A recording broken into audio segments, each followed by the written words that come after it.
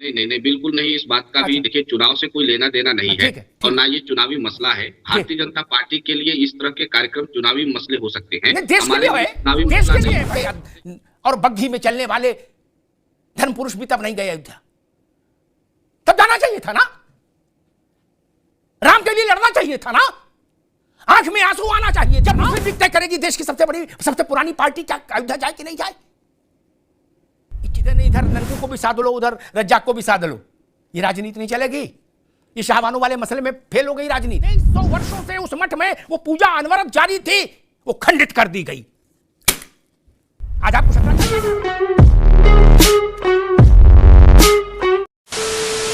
नमस्कार दोस्तों, आपका स्वागत है एक और नए डिबेट वीडियो में। पहले पार्ट में आपने देखा कि कांग्रेस राम मंदिर के लोकार्पण का आमंत्रण स्वीकार नहीं कर रही है, ठुकरा रही है और अपने नाना प्रकार के बहाने बना रही है। ये आपने पहले पार्ट में देखा। तो इस पार्ट में अमिताभ अग्निहोत्री जी ने बहुत सारे पॉइंट रखे, लेकिन एक पॉइंट मैंने पकड़ लिया। वो पॉइंट ये है कि मुस्लिम लीग केरल में सक्रिय है और उनकी वहाँ चलती भी ज़बरदस्त है और बहुत सपोर्ट भी है उनको। क्यों, आपको बताने की जरूरत नहीं है। वहाँ से वायनाड से राहुल गांधी जी चुनाव लड़ते हैं और वो सबसे भारत में राहुल गांधी जी के लिए सेफ सीट है। अगर मुस्लिम लीग अपना समर्थन वापस ले ले तो राहुल गांधी जी शायद वहाँ से भी ना जीत पाए। तो दोस्तों, कांग्रेस का युवराज ही अगर इलेक्शन में हार जाएगा तो कांग्रेस रहेगी नहीं। तो ये है मुझे सबसे ज़्यादा बेस्ट पॉइंट लगा। दोस्तों, आप भी इस पर गौर करके देखिएगा। तो डिबेट बड़ी ज़बरदस्त और मस्त बनी, एक एक सेकंड कीमती है इसका। आप पूरा डिबेट वीडियो देखिए, आपको बहुत मजा आएगा। तो चलिए शुरू करते हैं डिबेट वीडियो। Let's start. तो करना, ये भी परेशान हो गए, हम भी परेशान हो गए, करो फिर। हम देश की सबसे बुजुर्ग पार्टी ने अयोध्या के मैं तो कहूंगा भारत में इस सदी का सबसे बड़ा अवसर, उसमें अपने को विड्रॉ क्यों कर लिया न्योता मिलने के बाद। अच्छा, एक सरल लोक जीवन की बात, बड़ी बड़ी बातें छोड़ें, हम अपने घर से देख लें। मान लीजिए मैं योगी जी के यहां जाऊं या मुफ्ती साहब के यहां जाऊं और कुंडी खटखटाऊं और कहूंगा भैया ये लड़के का ब्याह है, आपको आना है, तो क्या कहेंगे? आएंगे, बिल्कुल आएंगे अमिताभ जी, ये कहेंगे ना दोनों लोग। या मेरे जाते प्रेस कॉन्फ्रेंस करके ये बोलेंगे कि हम अमिताभ जी का निमंत्रण ठुकरा रहे हैं।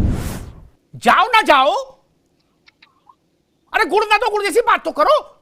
आपको क्या लगता है ऐसा अचानक से भूत क्या सवार हुआ कि प्रेस के इसके लिए चिट्ठी जारी करके बता दिया कि हमने ठुकरा दिया ठुकरा दिया ठुकरा दिया? क्या कांग्रेस को यह लगता है कि जो 90 दिन के भीतर 100 दिन के भीतर लोकसभा का चुनाव है, वोट होगा, उसमें इस मसले पर जनादेश आ जाएगा कि देश राम मंदिर पर जो भाजपा का पक्ष है उसके पक्ष में जन वोट डाल रहा है, या जो सोनिया गांधी ने स्टैंड लिया कि हम अयोध्या नहीं जाएंगे उसके साथ खड़ा है? ये मानती है कांग्रेस कभी दूध का दूध पानी का पानी जनता करेगी? हाँ या नहीं, ना? हम ये नहीं नहीं नहीं, बिल्कुल नहीं। इस बात का भी अच्छा। देखिए, चुनाव से कोई लेना देना नहीं है। ठीक है, और ठीक। ना ये चुनावी मसला है। भारतीय जनता पार्टी के लिए इस तरह के कार्यक्रम चुनावी मसले हो सकते हैं, नहीं, देश के हमारे लिए लिए है, चुनावी देश मसला के लिए नहीं। है भाई, नहीं, हाँ, नहीं नहीं, देश के लिए भी मसला है। देश के लिए मसला होता तो इतनी जल्दीबाजी प्रधानमंत्री को नहीं होता। और ये हम कार्यक्रम बताएंगे संतों का कैसे कार्यक्रम मसला है, है। संतों को ये कार्यक्रम होने देना चाहिए था। ठीक। भारतीय जनता पार्टी ने राम मंदिर कार्यक्रम आगे बात, आगे चंद्रेश भाई, आगे खेमचंद शर्मा, बिना किसी हिपोक्रेसी से के मेरा सीधा सवाल, बिना पाखंड के, कांग्रेस हिपोक्रेसी में चली गई, सीधा सवाल, प्रैक्टिकल सवाल। अयोध्या में 2 स्टैंड हैं, एक बीजेपी का एक कांग्रेस का। इस वक्त 120 दिन के भीतर वोट हो जाएगा, रिजल्ट आ जाएगा। क्या जनता इस पर वोट, जनता का फैसला आएगा इस पर? वोट जब वो डालेगी तो इस बात को जहन में रखेगी। छोटी सी टिप्पणी खेमचंद जी। इन्होंने किया था जो राम के साथी हैं, दूसरा राम विरोधियों का स्टैंड है। जी। और वोट डालेगी जनता, जनता अपना मत देगी और जनता मत इनको व्यवहार में भी देगी। इस चुनाव तो है, ये चुनाव के साथ साथ व्यवहार में भी जब ये जनता के बीच में जाएंगे तो कहेंगे कि आप मोदी विरोध में राम विरोधी क्यों हो गए। ये सवाल इनको सामना करना पड़ेगा, इसका जवाब देना पड़ेगा, इनको बताना पड़ेगा। और आज भी ये सवाल सबसे बड़ा सवाल है, आप मोदी विरोध में राम विरोधी क्यों बन रहे हैं, क्यों हो रहे हैं? और इसका जवाब कांग्रेस को लंबे समय तक ठीक बात। एक इस देश में बड़ा पाखंड चलता है महाराज, अद्भुत पाखंड। मंच पर जब आता है आदमी नेता तो कहता है कि राजनीति को धर्म से अलग रखिए। अब तो झूठ है। मैंने कांग्रेस के एक बुजुर्ग नेता से पूछा, अब वो है नहीं इस दुनिया में, कि राजीव गांधी को यह सलाह किसने दी थी कि शाहबानों वाला कांड करने के बाद अयोध्या वाला कांड करो? उन्होंने 5 नेताओं के नाम लिए, बोले वो लोग उनके दोस्त थे। उन्होंने राजीव गांधी से कहा कि गुरु ये कर दो, इस जेब में मुसलमान, इस जेब में हिंदू, 500 साल राज करना। क्या? और जमीन पे आ गई कांग्रेस। अब भाषण ये देते हो सब लोग मिलके कि कहा राजनीति और धर्म नहीं। और दूसरी बात मैं कहता हूं, देवनाथ जी, एक बार कुंभ लगा था, अभी मैं ऐसे मंच पर था, तो किसी ने कहा कुंभ में राजनीति पर चर्चा नहीं होनी चाहिए। मैंने कहा शराब खाने में राजनीति पर चर्चा हो सकती है? होटल में हो सकती है और गंदी अच्छी जगहों पे हो सकती है, तो कुंभ में क्यों नहीं हो सकती जहां 25 करोड़ आदमी आ रहा है? राजनीति किसके लिए? राज किसके लिए? नीति किसके लिए? जनता के लिए। 25 करोड़ जनता यहां आ रही है, कल्पवास कर रही है, वो क्यों नहीं चर्चा कर सकती? अयोध्या देश के चुनाव का मुद्दा होना ही क्यों नहीं होना चाहिए? और जो लोग ऐसा कहते हैं वो पाखंड करते हैं, झूठ फैलाते हैं। देश का मन कहां है ये वोट से ही पता लगेगा ना, उसकी चिट्ठी लिखी जाएगी। और क्यों नहीं होना चाहिए? क्यों नहीं होना चाहिए भाई? ऐसा व्यवहार मत करिए देश के साथ। मैंने शुरुआत में एक उदाहरण दिया था, जयेंद्र सरस्वती जी महाराज, वो 10 साल किस पाप के तहत जेल में रखे गए? मुकदमे में आपने भारत के माननीय पूज्य शंकराचार्य को 10 वर्ष जेल में रखा जब आपकी सरकार थी। और प्रणब मुखर्जी जैसे बड़े व्यक्ति ने इस बात को लिखित में कहा कि हिंदुओं को अपमानित करने के लिए सोनिया गांधी ने यह करवाया। आज आप कह रहे हो कि निश्चलानंद जी महाराज क्या कह रहे हैं, हमें उनकी चिंता है। आप निश्चलानंद जी की चिंता ना करो। निश्चलानंद जी अपना जानते हैं, आपसे ज्यादा समझदारी है उनके पास, वो जगत गुरु है। और एक बात बता दूं, शायद लोग भूल जाते हैं, अभी मुक्तेश्वरानंद जी की भी चर्चा हो रही है। अभी मुक्तेश्वरानंद जी योगी जी, हमारा उनसे बड़ा स्नेह रहा, उनकी बड़ी कृपा हम पर रही। जब वो स्वरूपानंद जी महाराज के शिष्य थे, तब से अखिलेश यादव मुख्यमंत्री थे, जो इंडिया अलायंस के प्रमुख कार्यकर्ता हैं, नेता हैं इस वक्त। बनारस में छोटे छोटे बटुक और श्रीमठ के सन्यासी अभिमुक्तेश्वरानंद समेत गिरा गिरा के लाठी से पुलिस ने मारा, गलियों में दौड़ा दौड़ा के। सिर्फ अमिताभ अग्निहोत्री खड़ा हुआ, सिर्फ अमिताभ अग्निहोत्री उनके पक्ष में। कहां थी कांग्रेस? आज तो जा रहे हो सरयू में नहाने, बोले सुबह 9 बजे कपड़ा उतार कूद जाएंगे सरयू में। कहां थे आप लोग? तब अभिमुक्तेश्वरानंद क्या चने बेच रहे थे? तब वो संत नहीं थे, वो शंकराचार्य के उत्तराधिकारी थे, जैसे राजा का युवराज होता है, उस हैसियत के व्यक्ति थे। आपके घटक दल ने कि सरकार ने उनको गिरा गिरा के मारा कि नहीं मारा बनारस में? बताइए। आज बड़ा वो जयंत सरस्वती को रात में, क्या मैं कहता हूं सुबह डिटेन नहीं कर सकते थे? रात में त्रिकाल पूजा हो करने की तैयारी कर रहे थे महाराज। 2300 वर्षों से उस मठ में वो पूजा अनवरत जारी थी, वो खंडित कर दी गई। आज आपको शंकराचार्य याद आ रहे हैं, जब रामलाला टाट में रहे और सारे नेता ठाट में थे, सारे मठ ठाट में थे, कौन आया था लड़ने? कांग्रेस गई थी लड़ने? नहीं ना। चांदी और सोने के छत्र के और बग्घी में चलने वाले धर्म पुरुष भी तब नहीं गए अयोध्या। तब जाना चाहिए था ना,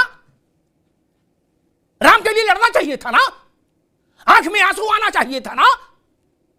30 अक्टूबर 1990 तारीख याद करिए, और 2 नवंबर 1990 मुलायम सिंह जी मुख्यमंत्री थे। सरयू रक्त से लाल हुई राम भक्तों की, राम भक्तों के शवों के कारण, हत्या के कारण गोली चली। मैं चंद्रेश जी की पार्टी से, आपसे नहीं, कांग्रेस सोनिया जी से पूछना चाहता हूं, उनको बताना चाहिए उस वक्त मुलायम सिंह जी की सरकार को कौन सपोर्ट कर रहा था? कौन सपोर्ट कर रहा था? और कौन गया था वहां रोने? किसने सरयू का रक्त हाथ में लेकर, सरयू का जल हाथ में लेकर कहा था कि मैं शपथ लेता हूं कि मैं इसका प्रतिकार करूंगा? नहीं ना। आज याद आ रहा है सबको। संघर्ष काल में कहां थे? अयोध्या का संघर्ष 560 वर्षों का है, कहां थे? कहां खड़े थे? इसलिए ये मतभेद पैदा करने की कोशिश नहीं होनी चाहिए। हिंदुत्व की आध्यात्मिक परंपरा में ये मतभेद कराने की ओछी राजनीति और कुत्सित प्रयास बंद होना चाहिए। ये बात रिकॉर्ड में रहेगी। देश के जितने बड़े मंदिरों को पिछले 100 वर्षों में जहां मूर्तियों की प्राण प्रतिष्ठा हुई, मैं कहूंगा कोई अध्येता उसका विवरण निकाले, कितनों में भारत के चारों पूज्य शंकराचार्य उपस्थित रहे शरीर? किसी बात कर रहे हो? वो महाराज की आड़ में छुपना चाहते हो? ये सवाल काशी कॉरिडोर के समय नहीं उठा। ये भाव नहीं चलेगा कि सोमवार को ये कहो अयोध्या में हमने काम किया और मंगल को कहो कि हम अयोध्या नहीं जाएंगे। ये भी इधर ननकू को भी साध लो, उधर रज्जाक को भी साध लो।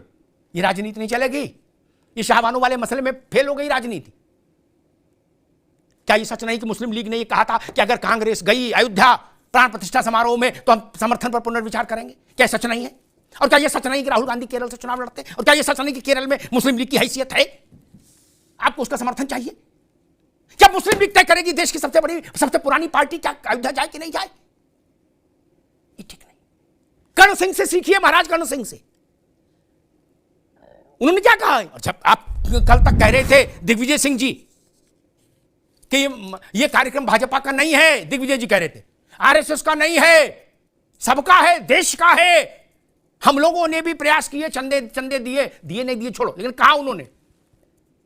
और फिर अचानक से कहने लगे भाजपा का कार्यक्रम इसलिए नहीं जाएंगे। भैया सोमवार को कह रहे थे भाजपा का कोई लेना देना नहीं अयोध्या से, मंगल को कह रहे भाजपा का कार्यक्रम है। कहीं तो टिको मित्र। ये मंदिर 150 साल के लिए नहीं, हजारों साल के लिए है।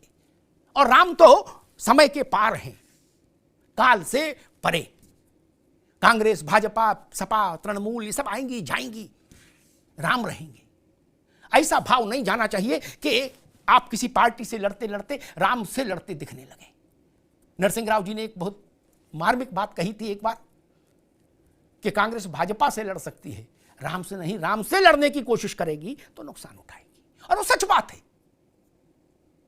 अगर राम सबके हैं तो आपको अयोध्या जाके प्रणाम करना चाहिए था। और जो लोग ये कह रहे हैं कि ये तारीख क्यों चुनी गई लोकसभा चुनाव के लिए, हम कह रहे अगर मान लीजिए साल भर बाद मंदिर का मूर्ति की प्राण प्रतिष्ठा कर रहे होते तो ये कांग्रेसी कह रहे होते कि उत्तर प्रदेश में चुनाव इसलिए कर रहे हो, देश में तो हर जगह चुनाव रहेगा। ये वही सोच है, आखिरी बात, ये वही सोच है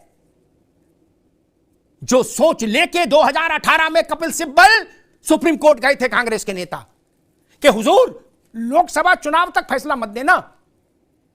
क्यों? रामलला के मंदिर का निर्णय लोकसभा के चुनाव तक क्यों नहीं आए? गए थे ना सिब्बल साहब।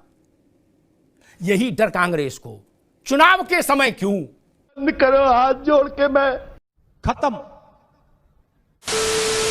तो दोस्तों डिबेट हो गई खत्म, वीडियो हो गई पूरी। उम्मीद करता हूँ दोस्तों ये डिबेट वीडियो आपको पसंद आई होगी।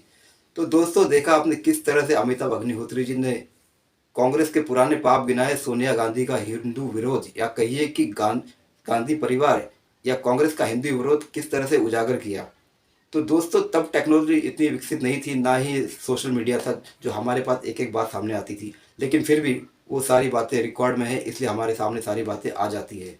और धन्य हो अमिताभ अग्निहोत्री जैसे वरिष्ठ पत्रकार का जो खुलकर अपनी बात रखते हैं। दोस्तों इतने सारे पत्रकार है लेकिन टीवी एंकर है, न्यूज़ रिपोर्टर है, वो ये सारी बातें रखते नहीं है। सिर्फ मैंने अमिताभ अग्निहोत्री जी को देखा जो एकदम निडर होकर अपनी बात और जो सच है वो सामने रखते हैं। बाकी जो बीजेपी के प्रवक्ता वो तो रखते ही रखते हैं, लेकिन एक निर्भीक पत्रकार के तौर पर देखा जाए तो अमिताभ अग्निहोत्री जैसा कोई पत्रकार नहीं। तो दोस्तों उम्मीद करता हूँ ये डिबेट वीडियो आपको पसंद आई होगी। अगर ये डिबेट वीडियो या कंटेंट मेरा काम पसंद आए तो चैनल सब्सक्राइब करते जरूर जाएंगे। मिलता हूँ आपसे अगली वीडियो में, तब तक के लिए जय हिंद, वंदे मातरम।